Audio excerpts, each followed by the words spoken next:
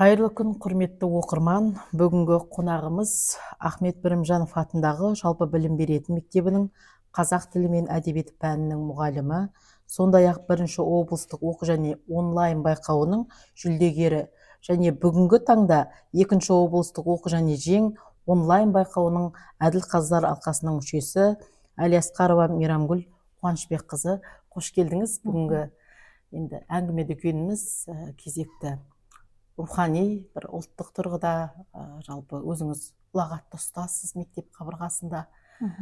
Осы бір үлкен Қостанай өңірінде бір жақсы жоба басталды ғой, үлкен жалпы Қостанай облысының әкімдігінің қолдауымен. Біздің демеушілеріміз өте көп. Жалпы онлайн байқауымыз оқу және жең бүкіл облыстық деңгейде өте жақсы деңгейде өтіп жатыр.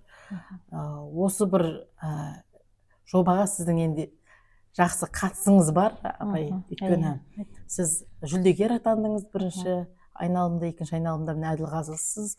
Жалпы осы жобаның аясында бір әңгіме өрбітсек. Жақсы, рахмет.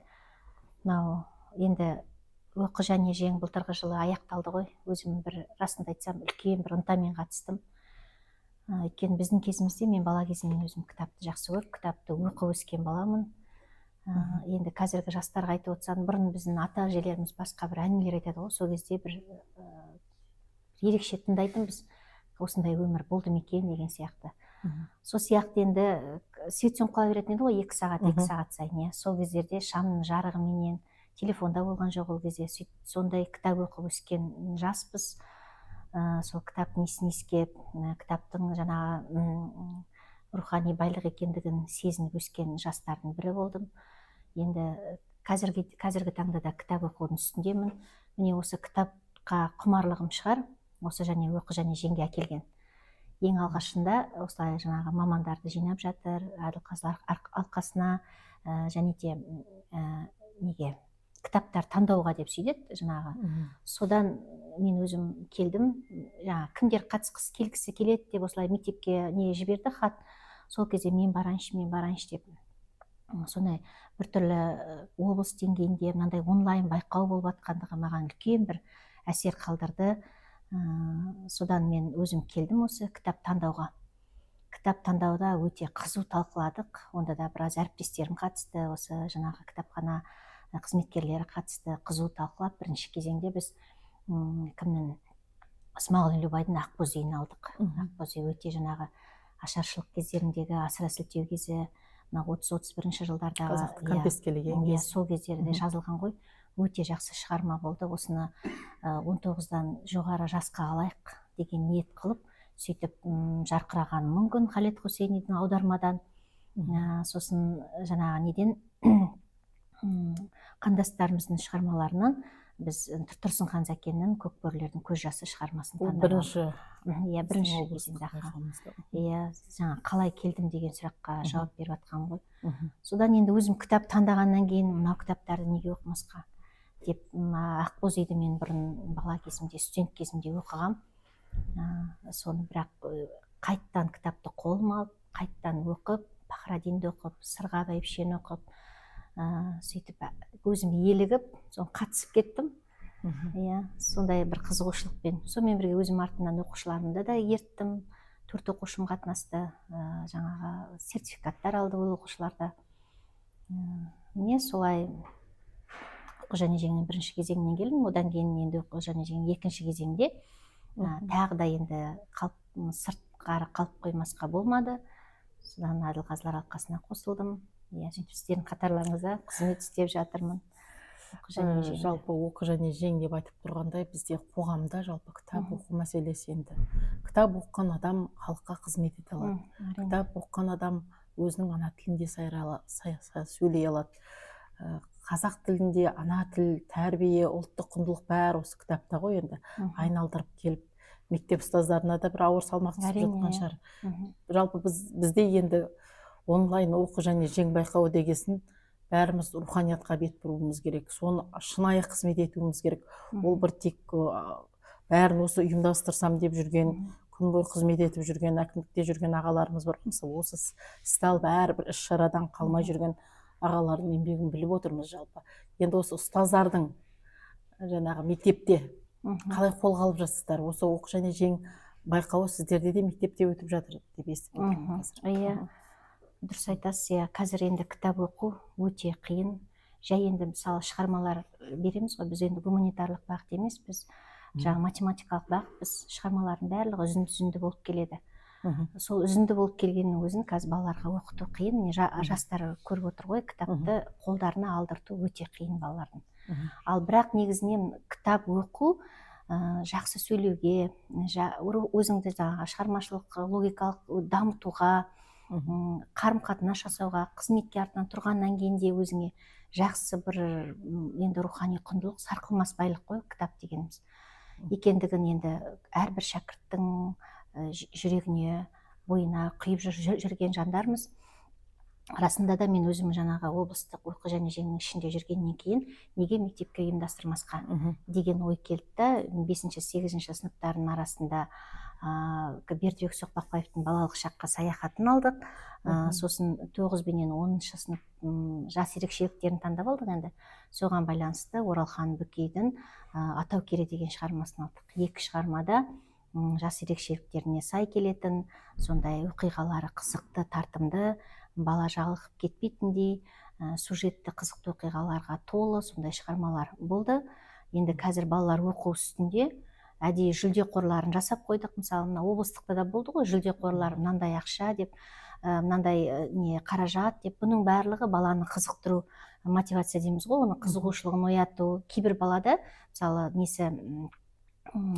қызығушылығы басқаша болады. Мысалы, соны көріп, мен өзінің ойында жүрген, арманын жүрген мынандай бір телефон құлаққа алсам бекен, немесе басқа бір нәрсе алсам бекен деген ойында жүреді да, мен неге кітап оқы да неге жеңіп алмасқа деген ой болады кейбір балаларда. Сөйтіп барып қатысады, сол ішінде қоятын сияқты. Ал бірақ менің ойымша оқыда жеңіп алған қаражатына тағы да бір 2 кітап неге сатып алмасқа? Иә, қазір Каспийдің несінде кітап деген толып тұр. Таба алмаған біз кейде кітапхана қорынан таба алмаған кітаптардың барлығын Каспийден арзан бағада тұрады. Мысалы, жуырда сөзіңізді бөлейін, Санжар Керімбай ағамыздың Өзбекәлі және Мәдени Майдан деген кітап шықты. Оны оқып тастадық. Енді қазір Қаныш Сәтбаев және Ғылыми Майдан деген кітап шықты. Кеше қарасам алайын деп 3960 теңге дейді. Тиын тұрады ғой бұл деген кітап. Керемет қазына ішінде. Жалпы осы тақырыпты жай қозғап отқан жоқпын. Біздің жас мектеп оқушылары арасында жалпы тұлға тану деген сабақ бола ма жалпы? Мысалы, біз Міржақыпты танимыз ба, Ахметті танимыз ба? Балалар енді оқу бағдарламасымен өтетін шығар, бірақ соны бір тереңдетіп, біз қандай жерде өсіп жатырмыз? Кімнің ұрпағымыз? Жалпы қазақта тәрбие бар ғой.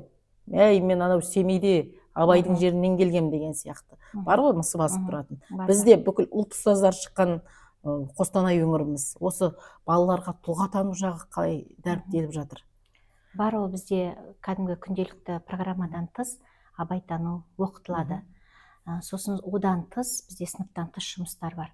Мағжан оқулары бар, Абай оқулары бар, Ілияс оқулары бар, Сәкен оқулары бар, Бауыржан оқулары бар. Арнайы талдап түсіндіріп, жаңа шығармаларын оқимыз. Менде мақтанышпен айтуыма болады, мен өзім оқушым Ілияс оқуларынан облыстан 1-ші орын алды. Мағжан оқуларынан Серікқызы Қарақат деген оқушым, Мағжан Дуғманова Диана Мағжан оқуларынан облыстан 3-ші орын алды. Серікқызы Қарақат Мұқағали оқуларынан 2-ші орын алды. Бұл балаға да жаттатудың өзі, мысалы 60-70 өлең жаттау керек қой. Жаттатудың өзі қиын балаға. Кейде бала қасыңа келіп тұрады да, жаттағысы келмейді, апай, жартысын ғана жаттайын, жоқ болмайды, аяғына дейін. Кейде сол жаңағы өлеңнің мен мазмұнын айтып беруге тырысам, кішкене ғана мазмұнын айтып берем. Содан кейін түсініп, сосын барып, түсінгеннен кейін барып бала оны жаттап алады. Артынан кейін Қарақатпен сөйлескен кезінде айттым, Қарақат қалай қиындық? Жоқ апай, сіз жаңағы айтып бергеннен кейін жаңа Майгүлге өзінің Мұқағали қыздарына арналған өлеңдер көп қой. Соның бірнеше өлең Майгүлді, Майгүлім, менің ақ гүлім, солған гүлім деп айтады, ерте қайтыс болатын қыздары ғой. Соны мен кәдімгідей қалай олардың балаларынан айырылғаны, сол кездегі ақынның ішкі күйзелісін бәрін қысқаша айтып бергеннен кейін барып Қарақат бірден жаттауға кірісіп кетті. Осы 6-7 өлеңі қыздарына арналған өлең. Міне сөйтіп барып Қарақат жаңағы облыстық неден екінші орын жүлдемен оралды.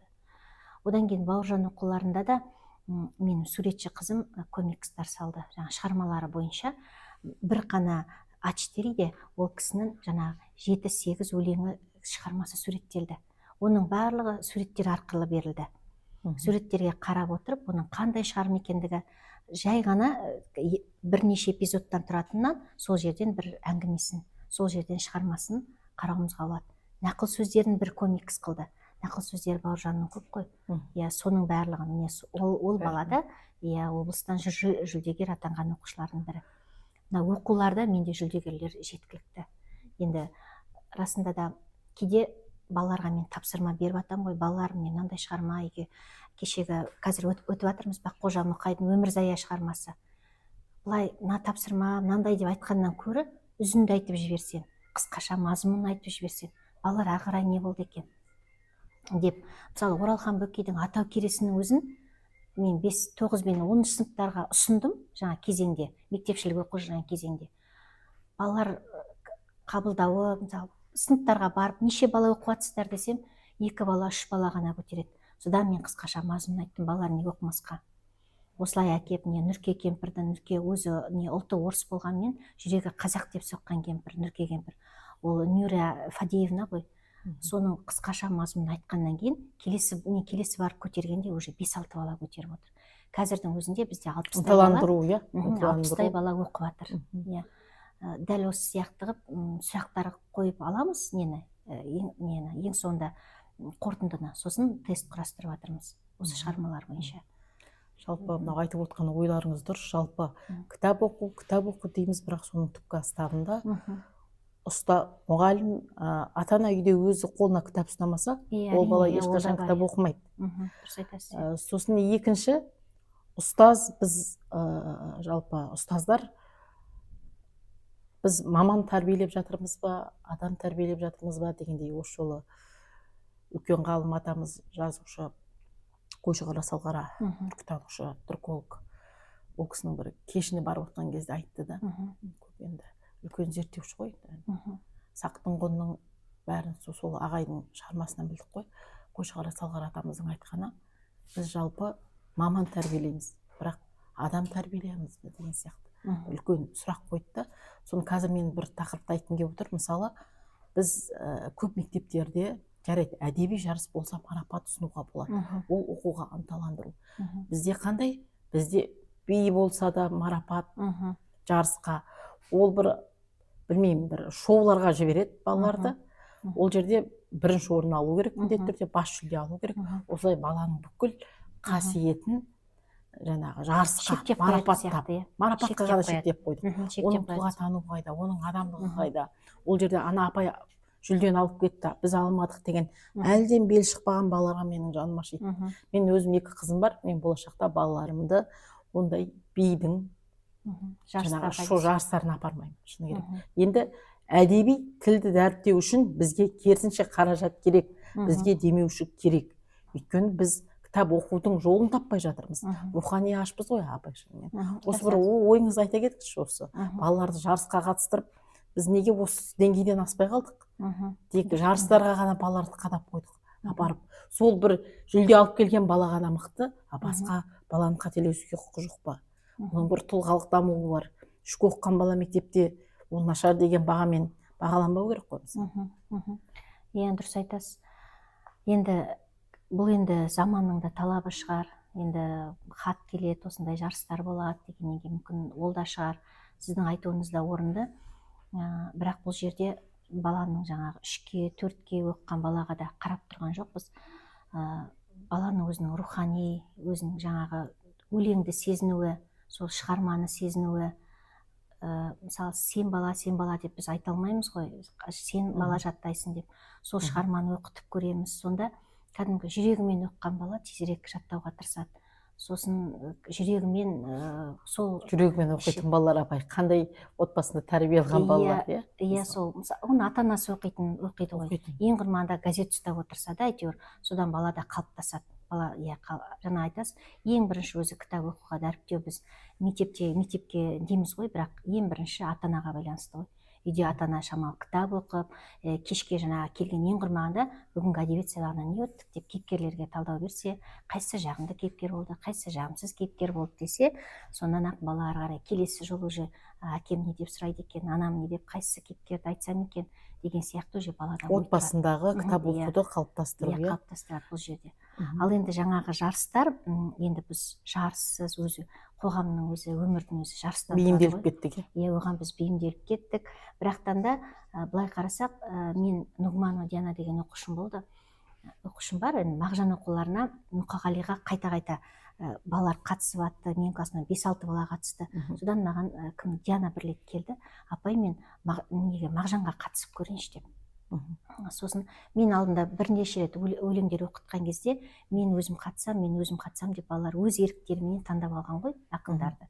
Сөйтіп Диана аяқ астынан өзі Мағжан оқуларына қатысып, бірден Диана 20 өлеңін оқып келді.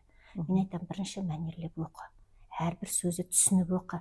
Осы өлең арқылы ақын не айтқысы келді, халыққа не айтқысы келді, жас ұрпаққа не айтқысы келді, соны түсініп оқысаң тезірек есіңде қалады.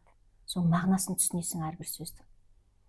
Деп енді бұндай қазіргі енді өкінішті жағдай ғой, енді қазір бұндай сөздің парқын, сөздің мағынасын түсіне беретін және мен өкініш дейтін оқушылар азайып кетті. Бірақ енді жоқ деуге де болмайды.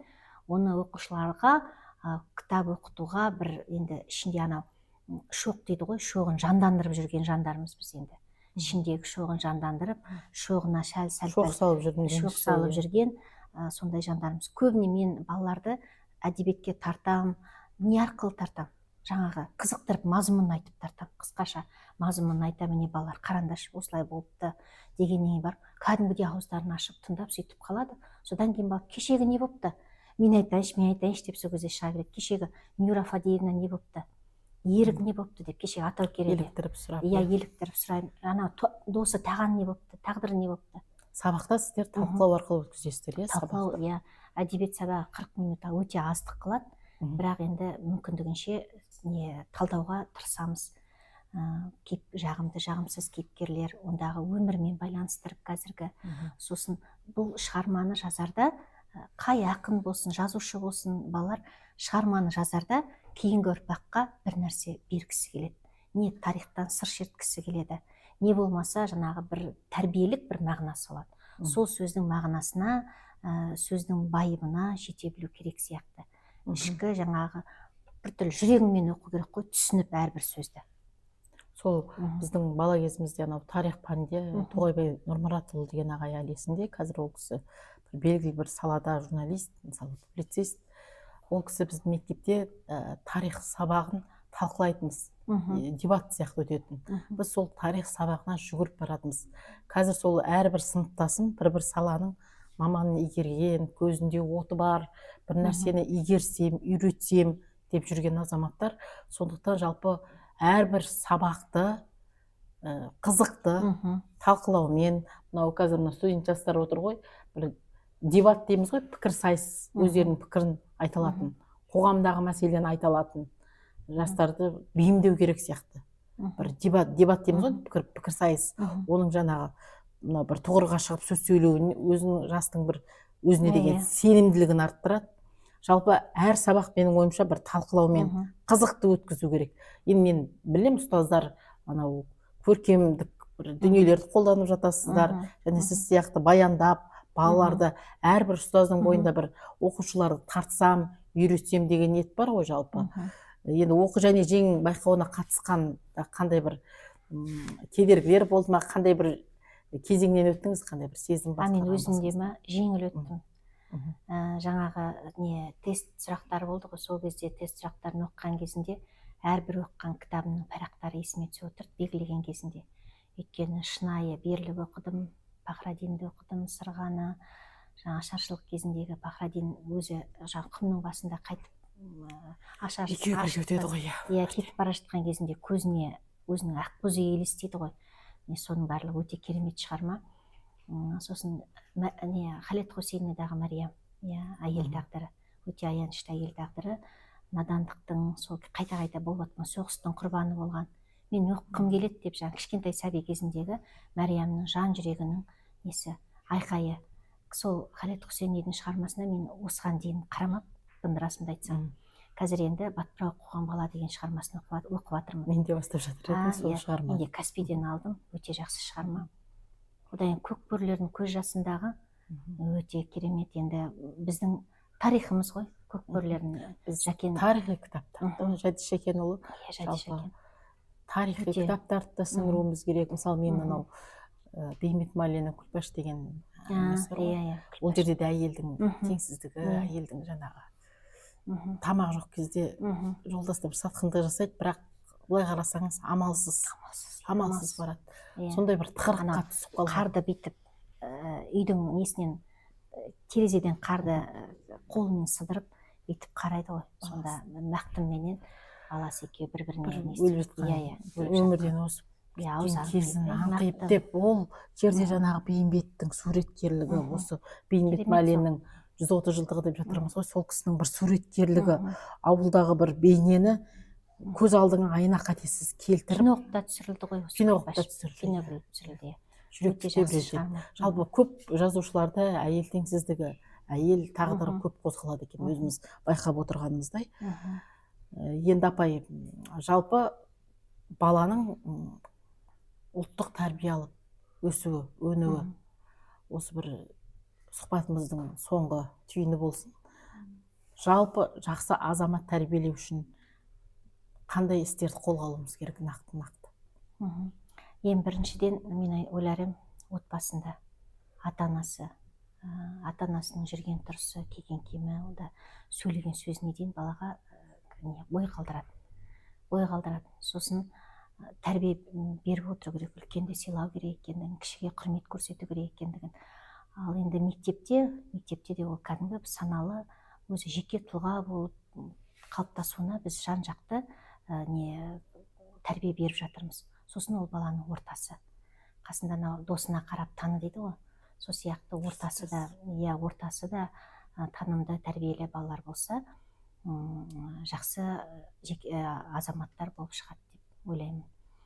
Енді мынау жастарға айтқым келеді, биыл осы екінші кезең басталды ғой, оқы және жеңнің. Өте жақсы ұйымдастырылып жатқан бір шығарма, байқау.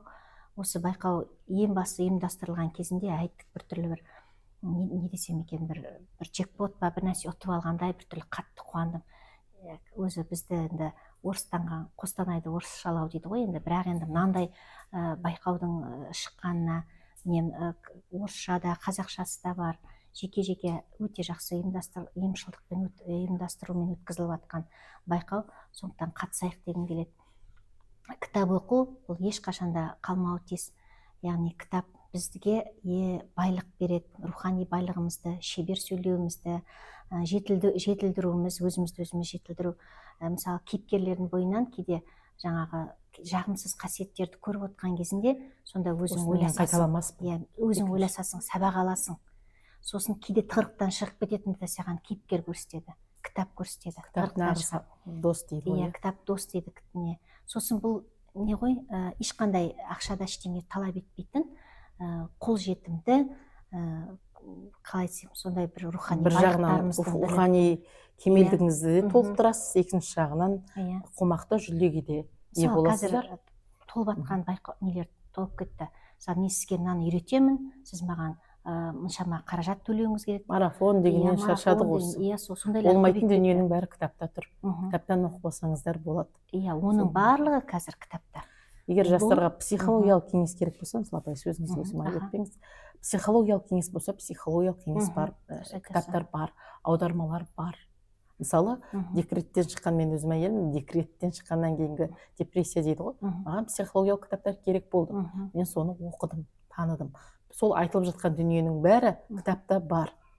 Ол адамның сөзі емес, ана жерден теріп алған.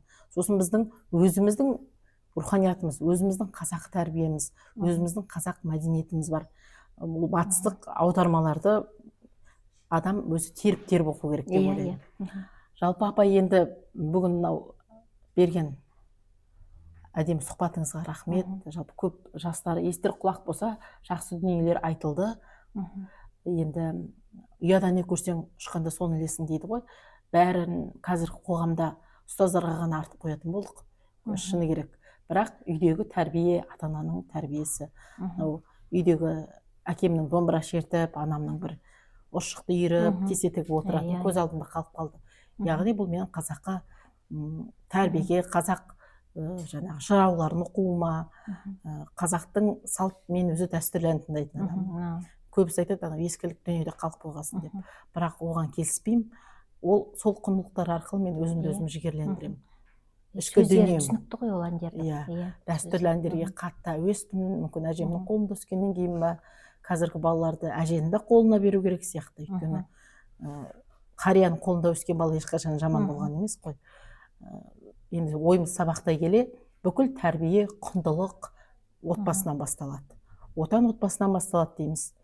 Сондықтан сіз сияқты тәрбиенің сыртында балаларға білім беріп жүрген ұстаздарымыз аман болсын. Бүгінгі келген сұхбатымызға келіп сұхбат бергеніңізге рахмет. Енді бүгінгі біздің оқы және жең байқауының күнделігінің подкасты. Жалпы бұл үлкен жобаны, байқауды ұйымдастырып қолдап отырған Мұхаммедқали Ринат Закиұлына және Тобыл Торғай тарландарына, зерделі ақыл-ой мектебіне жалпы рахмет айтамыз, ерекше алғысымызды айтамыз. Зерделі, зиялы қауымға қосылатын мықты жастарымыз көп болсын, кітапты дәріптей берейік. Келесі кездескенше сау саламатта болыңыздар.